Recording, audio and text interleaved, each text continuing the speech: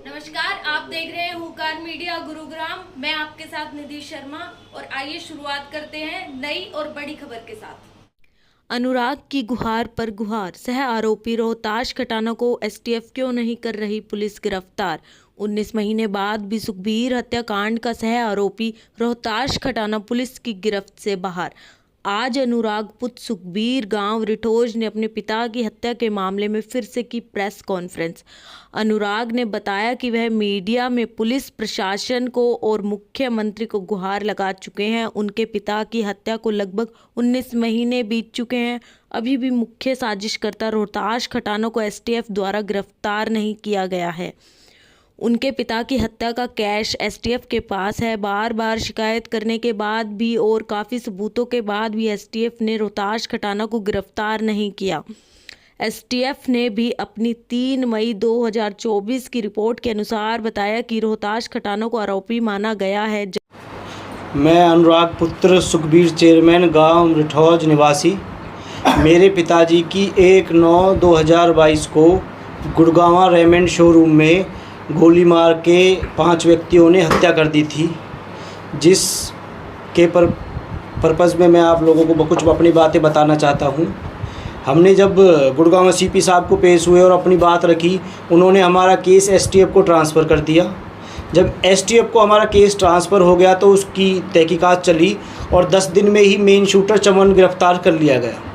जब main shooter चमन 10 दिन में गिरफ़्तार कर लिया गया, उसकी तरफ से बहुत खुलासे हुए, जिसमें जेजेपी के नेता रोहतास पुत्र कन्हैया लाल गाँव रिठौज, उनके भाई जोगिंदर पुत्र कन्हैया लाल गाँव रिठौज मेन उसमें साजिश करता थे, जिन्होंने 27 लाख रुपए दिए और शूटर को एक गाड़ी प्रोवाइड करवाई, जिससे शूटर ने खुलासा किया कि उनकी सह पे और उनके पैसे देने पे हमने सुखबीर चेयरमैन की गोली मार के हत्या कर दी।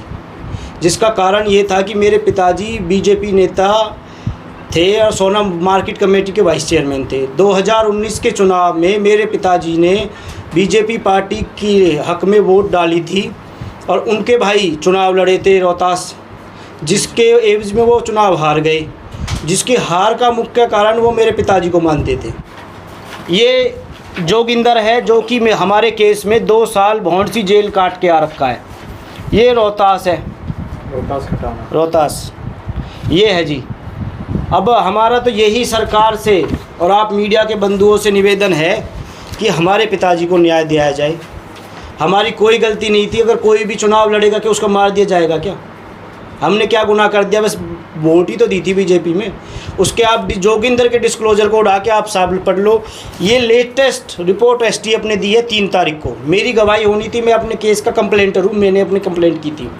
तो उसमें एसटीएफ ने, जब मैंने कोर्ट में एक स्टेटस फाइल किया कि रोहतास अक्यूज़ का क्या है, आज 19 महीने हो गए, तो एसटीएफ ने अपनी तरफ से रिपोर्ट पेश की है कि रोहतास मामले में आरोपी है, उसको अनुसंधान किया जाना बाकी है, उसको मामले में शामिल किया जाएगा और उसके बारे में जो भी जांच करके जो होगा वो चालान दिया जाएगा।